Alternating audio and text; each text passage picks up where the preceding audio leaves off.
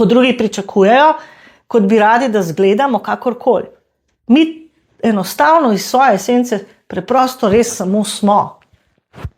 In sledimo vodstvu, ki je tukaj noter, ki ni v naši glavi, ki nas samo nežno pelje po poti naprej.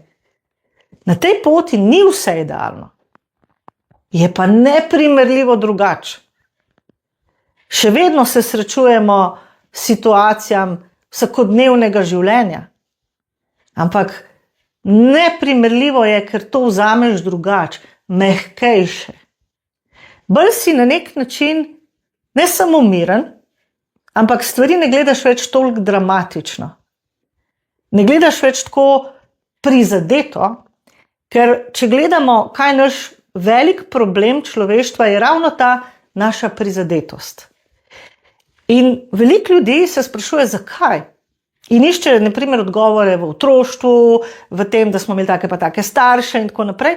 Ampak izkušnje, ki jih imam, govorijo o tem, da ta prizadetost je lahko tudi iz tega življenja, ampak dejansko je daleč nazaj vzrok, zakaj se mi tako počutimo.